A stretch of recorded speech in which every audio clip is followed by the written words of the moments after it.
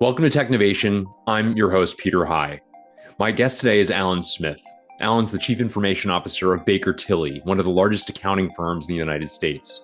Alan has been in role for over 21 years, one of the longest tenures as CIO in the US. He's managed the company through growth, acquisition, various tech trends, and the pandemic. He's also built long-standing, trusting relationships with the CPAs and consultants within the company as that company's business model has evolved over the more than 2 decades he's been with it. I look forward to covering all the above with him through this conversation.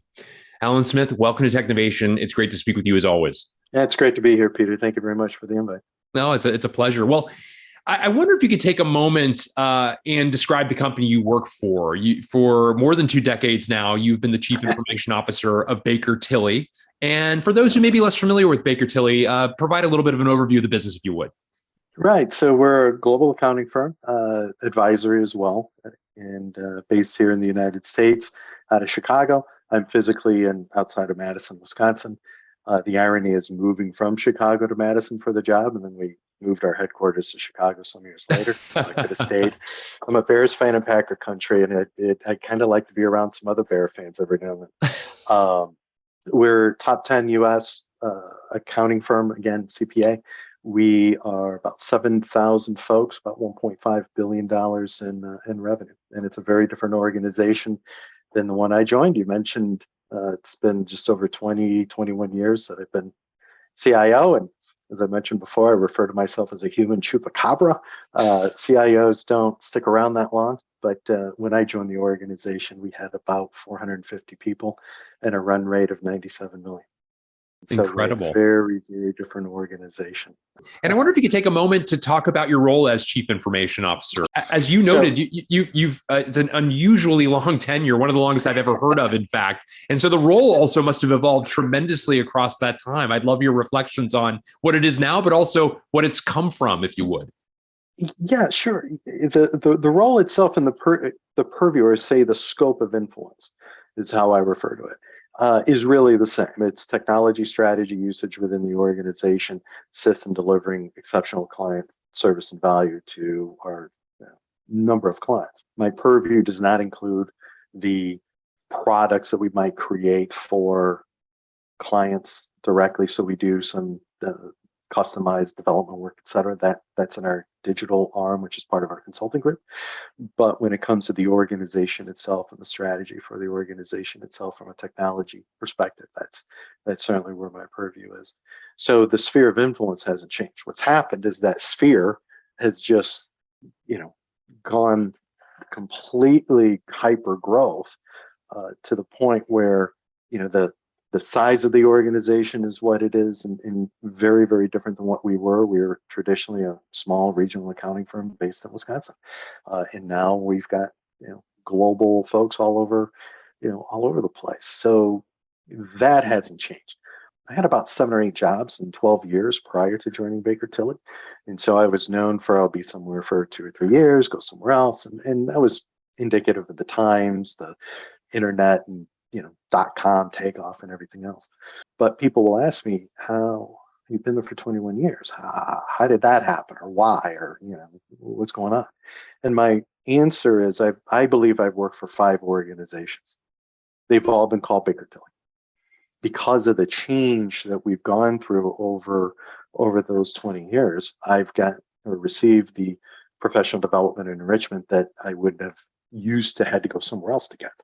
So yes, it's being in the same organization that long, but the organization is vastly, vastly different than what it was. So it does feel like a new organization every 3 years, 4 years. And that's one of the main reasons why and OG, by the way, a significant percentage of the people who were with me when I started are still here. Incredible. That's really remarkable. Talk a bit about, the pace of change in technology is such that you have implemented, kind of best in class technology and seen it through an entire cycle to the point of needing to retire it multiple times over. Many of your peers are more implementers and less retirers because the window they have as CIO doesn't necessarily require certainly the full cycle that I just described. And I wonder if you could talk a little bit about sort of the way in which you think about managing technology with a longer term perspective in mind. That's an excellent question, because there are what I call implementers and there are operators, right? And think of, always use sports analogy, so let's go with one. They're a player coach, and you fire the player coach and you go with someone who isn't known to be a player's coach, and you're going to fire he or she and bring someone in who's a player coach. So it's just this cycle that happens.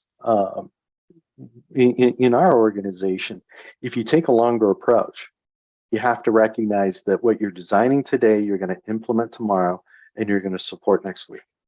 So it really is that life cycle. If you're going to be here for the duration, and you're going to be responsible for delivering the support and owning and that total cost of ownership, well, then you can't take that short-term approach. You can't make scoping decisions on the front end. Like, for example, you're implementing a project and you need to hit a deadline and you need to hit budget, and those two things are fixed. What are you going to do if you're behind?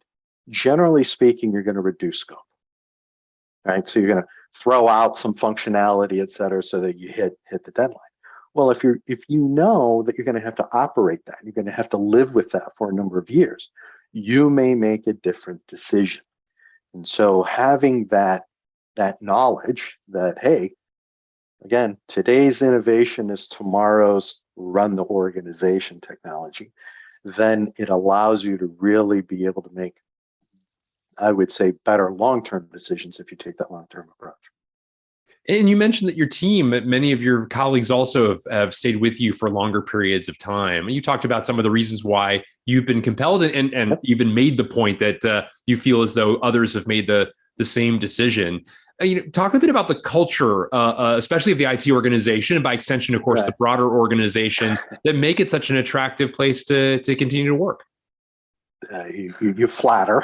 So I'll say this, at this point in time, being there for over 21 years, if the culture isn't right, it's my fault. So I can't complain about the culture myself, because it kind of had something to do with it. One thing that I think technologists get wrong is, no matter what your role is in technology, it's a relationship business. It's always a relationship business. And a lot of times we want to ignore that. I want to focus on technology, or as I say, boxes with blinking lights, and there's human beings there. And so for us, it's about transparency. It's about having, and now with virtual work, a virtual open door, if you will. But everyone would say, oh, I have an open door policy. Well, how many times have you walked in when you were early in your career to your boss, and he or she said, I have an open door, and you walk in and you sit down and they're busy, typing something, saying, hey, what do you want to talk about? But they're not engaging with you. That's not an open door, right? So, for example, I meet with everyone on my team for 30 minutes every 16 weeks, one-on-one. And it's to be able to make that connection, be able to give that time. And for that 30 minutes, it's their meeting. We'll talk about whatever they want. And so we talk about engagement, but to be fair, engagement is focus. Engagement is focus, it's time, and it's for the next 20 minutes or 30 minutes, whatever it is, this is where I need to be. I turn off IM, turn off the mobile device, everything else, and focus on that individual. And that is something that I hear over and over again from people who join the organization. It's like, this is weird. This is weird. I don't know how to deal with having this kind of personal interaction with leaders. And some of my colleagues do it. Many of my direct report senior directors do it as well. And so it's about engagement, focus, intent. We'll use the word intent and purposeful a lot. And it creates that relationship, because at the end of the day, you don't work for a firm or a company. You work for the people around you and the people who are your friends. And the only way that you can build that trust is to have that interaction. And so that's what we focus on. That's really great. I want to talk a bit about the broader relationships with your colleagues outside of IT as well. Alan, as you and I have talked about in the past, you operated in an unusual company in an unusual industry, in as much as so many of your colleagues share a credential that presumably most people in IT do not have, a CPA in your case. it's the same thing. And you worked in law firms in the past, and IT friends of ours who are CIOs in law firms, their colleagues, many of them anyway, have JDs that, again, most of the people in IT would not have. And so there's at least the possibility of this kind of intellectual distance, if you will, by virtue of the credentialing. But again, you don't stay for over 21 years in an organization without successfully navigating that, building relationships, being seen as a true thought partner and leader within the organization. Talk a bit about the methods that you have used in order to do so, given some of the unusual aspects of the population across an organization like yours. Yeah, I'd say I want to be very respectful for the legal industry. All right. And yes, I spent a number of years working and consulting in that industry. The accounting industry is a bit different in the sense that it is more collegial. We share clients. We don't have client matter. In fact, we don't ever use those terms. We talk about projects, and there's annuity work and repeat work. So I would say, again, with respect to the legal industry, a lot of the focus of the practitioners in my organization have that client-centric viewpoint. And therefore, it does not matter what comes after your name, whether it's MBA, whether it's CPA, or anything else. It's all about, are we delivering the best experience we can, both for our colleagues as well as our clients? And it's by nature, it's a collaborative approach. So while there is that what comes after the name letters, only in very, very rare occasions has that ever come into play. And you start nice. I'll make a joke. I'm a finance undergrad, and so I'll say something like, "Oh, I'm a finance guy. I don't just subtract and add. I actually multiply and divide." And so that little bit of kind of snarky humor does go over okay, and it helps break the ice a bit. But if you do run into those personalities where it's, you're it's not in my backyard, or not invented here kind of an approach, it's really about changing the focus. So the focus isn't between me and that individual. It's about how me and that individual can provide a better experience to our customer or our client. And always by twisting that or shifting that conversation, you find you get to alignment a heck of a lot quicker, which ultimately is a goal, right? And it's no different than if you're selling accounting services or consulting services or selling potato chips. I think it's relationships, and it's about alignment and making sure that you can point directly to strategy, and those folks are pointing directly to strategy. And once you get to alignment, that's 90% of the challenge right there. Now it's just about execution. Yeah. Another change that you've made me aware of in your company and perhaps other companies at the same scale as your own is, unlike when you joined, and presumably for some years after you did, when the primary business centered around this April 15th date primarily. There are other dates that are, of course, on the accounting calendar that are important, but this sort of all important, all consuming aspect to when the business is done and where a lot of the revenue is earned, to now greater degrees of diversification. Of course, yours is a business that still has prime responsibilities come April 15th, but now you have folded in the business has broader consulting services, for example, that spread out the work across the year as well. I wonder if you could describe some of those differences, if you would. Yeah. So my CEO, Alan Whitman, talks about this publicly, that there is a stigma in the profession. And the stigma goes like this. How long have you been at Baker Tilly? I've been there 7 busy seasons. We don't say 7 years. We say 7 busy seasons. I have a very good friend who's in one of the major sports leagues. And they ask, how long have you been there? And you're going to find out it's baseball. And his response is, they always say, I've been through 7, spring training seasons, right? So it's the same kind of an approach. And we're trying to change that discord. We're trying to change the discussion. Our consulting peers will say, busy season is 12 months for us. Busy season isn't 4 months for us. But there is no doubt that April 15th is a big date. There's no doubt that 90 days after January 1st, if you have a calendar year-end audit, that's a big date too. So we have still have that, call it that cycle, that bump and cycle, but we're desperately trying to get rid of the nomenclature of quote unquote tax busy season and being able to do things differently. We still want to make sure, it was stated before, for us, January 1 to April 15 is from Black Friday to Christmas, right? That's a big, big window. You cannot mess things up. Downtime during that window it just cannot happen. And so we still have to have, scaled and industrialized and resilient systems, but we are afforded the opportunity now to continue to add new digital capabilities into the organization, even during that time, because of the other practitioners in our firm that are not doing assurance work or taxation work. Very interesting. Very interesting.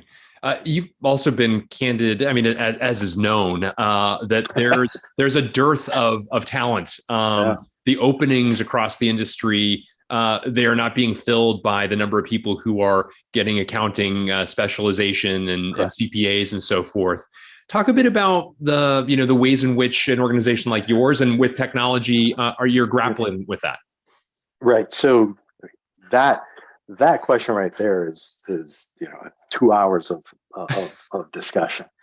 But I'll say this: the fact of the matter is that there, as you stated, there are more jobs in public accounting that are open right now than there are graduates in universities with accounting degrees. And it's going to be that way for at least 5 years. This is nothing that's just Baker Tilly. And so how do you deal with talent shortage? And really, there's only two ways. You go for non-traditional backgrounds, non-traditional educations. Why do you have to have a CPA? Why do you have to have an accounting degree? Can't we use people who come from more of a liberal arts area or a systems area? Because an audit, if you really start pulling at the thread and understanding what an audit is, an auditor is checks and balances, and that's very much like a system developer if you think about it that way, right? You have a process, you have a workflow. How is all that working? The second is through technology. Either technology to have our folks be more efficient and effective so that I can do 20% more volume than what I've been able to do before. So for example, this is a real stat. For this year in one of our lines of business, we had 37% increase in volume with 15% fewer people.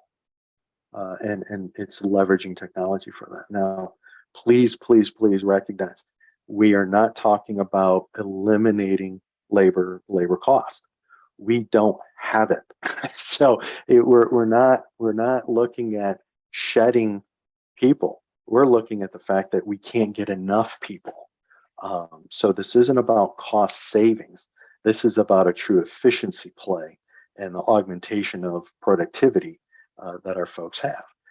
And quite honestly, there's no one that I'm aware of who, if you would approach them and say, hey, I'd like to get rid of the menial tasks that you don't like to do, they're going to say, here, take it, get rid of it. This is great. So we have a lot of collaboration in our organization to that end. So our change management process is actually, it's robust, but it's not as critical in for the next 5 years again, because anything that is going to make someone more effective, they're dying for, because the only other answer is to work more hours. And we don't want to work more hours. We as an organization are trying to reduce the number of hours that people are committing during the busiest times of the year. Very interesting. Fascinating to think about that evolution and the downstream impact of that, certainly, Alan. A related topic in terms of the way in which work is done. Obviously, yours, like so many industries, was able to work virtually when the pandemic struck. And new rhythms were established as a result of that. It sounds like, of course, you, despite having a global role, have been outside of the headquarters on a day-to-day basis anyway for some time, given your move to Madison. So you're used to being at least having a little bit of distance from where a lot of the other leadership is in the firm as well. Talk a bit about the evolution of your thought process and that of your Yeah. team, and the technology, the way technology is bringing to light new means of effectively collaborating. Right. So here's the interesting part. So March 16th was a Monday, 2020. It's seared in everybody's head. We're all in the same spot going remote. The advantage that we had is at various points in time, 1/3 to 1/2 of my firm would be remote. They'd be at client sites. They'd be out doing audits. They'd be out doing engagements or interacting with our clients. We just never envisioned that everybody would be gone at the exact same time. Um, so for us, while it was a change, it wasn't a monumental change like some other industries had to go through. So yes, we were able to respond fairly quickly, but we also had some advantages that others did not. Um, that being said, now it's focusing on collaboration, right? Communication. Over the last 3 years, I've confirmed this with other colleagues and peers inside and outside the industry. The the speed of adoption of technology has just skyrocketed. We had been on Zoom, we rolled out Teams because we didn't have desk phones anymore because we're all remote. We rolled out Teams for voice in 8 weeks for 6,000 people, including outside the US. And everyone was hungering to get that. And so that was very different than if you went through that type of a change, let's say 2 years earlier, when I think folks would have said, oh, you can't take my desk phone away. This is crazy. I don't want this new technology. So we've had the benefit of the industry. We've had the benefit of the adoption of new technologies. But for us, the core, the real core is how can we continue to keep collaboration and interaction. Go back to the culture answer that I gave earlier about it being interactive and focused and purposeful with intent. How do you do that in a virtual environment? My CEO says, hey, we pulled the organization like a rubber band into a new shape. And we don't want to just let go and have it snap back to the way it was. There are advantages that we're seeing to what we're doing, but there are some disadvantages. And that gets into what I refer to as the art and the science of the work that we do for our clients. And this is true in many professional service organizations, regardless of what it is. How do you teach and train people who are new and coming into the industry? It's not as easy to do that when you're in a virtual or remote environment. It can be done. It's just more challenging. Again, you have to have that intent and purpose behind it. That is, I would say, what one of our areas of focus is over the next several years, is how are we going to leverage the technologies that exist today, and to be fair, the technologies that have yet to come, that will create a tighter, better, more collaborative environment for us. And it's not that these tools aren't good. It's what's that next step? What's that next iteration? Yeah, that's really interesting. Well, we're already talking about a number of relevant trends as we think about the way in which business will be done in the immediate and medium and even long term. I wonder what other trends, Alan, excite you as you look to the future. What else comes to mind? Well, there's certainly. I don't want to pander to the topic of the day of ChatGPT, but the reality is AI will continue to be front and center for us. I actually tell my leadership team the reward for getting through AI is then we'll deal with blockchain and cryptocurrency, et cetera. We need to deal with what's happening with AI now. And AI comes in two flavors. The first is AI that's embedded in the products and services that we consume and use. The second is how can we leverage AI ourselves? We think about in terms of providing service or training or education to our own team members, right? How is it going to change the tools that we use, and how is it going to change the organization and or the culture? So I'm still floored. We talked about the the rapid adoption pace that we've seen over the last 3 years. ChatGPT was released to the general public in November. It's gotten into the consciousness of mainstream media in less than 60 days after it went public. So, oh my gosh. Now, I think that there are some people out there that are, doing the old, I for one welcome our new computer overlords. But the reality is that it's natural language processing. It's looking at strings. It's determining or predicting what the strings would be that are after it. It does it in such a sophisticated way that it makes it look new and fresh. And I think from the trend specific to AI is going to be around search and, for our purposes, research. How is it going to change how we research code and taxation, for example? Go back to tax. And ultimately, is there a way that we can leverage that type of service into a digital product that we could then provide to our clients? The metaphor comparison would be, I used to be able, this ages me, but I used to be able to pull up into a gas station and someone would pump gas. No one's pumped gas in my car for 40 years, but it used to be that, used to have that as an option. And so what is that going to change or be the ripple effect? So again, I don't want to focus on, the latest topic, but the fact of the matter is AI for any professional services or organization can be a great benefit to us. And that's how we need to view it. Not as a, oh my gosh, we need to put up the walls and protect us against that. Yeah, very, very interesting, and certainly makes sense the way you framed that. I also wanted to ask you, Alan, as you reflect upon your career and your long tenure as a CIO, but all that came before that as well, what do you attribute your success to? What are a few of the factors that you would call sort of the secrets to your success? And I ask you to perhaps tune your answer as kind of advice to the next generation or others who might wish to walk in your footsteps. What comes to mind? Yeah, so one of the best pieces of advice I got, and I got a whole bunch, but specifically one was, when you're early in your career, you'll have the opportunity to, hey, can you help me with something? Can you fix this? Hey, I have this problem at home, or I have a friend, can you help out? I was told, always take advantage at creating a network whenever you get the chance. And so I would tell leaders who would approach me when I was, 2 years out of college, 3 years out of college, and they would have a problem. I'd say I'd be happy to help you. As long as, we can have lunch together, or, sure, I'll come out to your house and help you with something as long as we can have dinner. It was a way of being able to create connections. This is about one-on-one interactions and being viewed as someone who's curious and not just curious about technology, but curious about the organization you work for, curious about how leadership makes decisions, curious about how folks prioritize.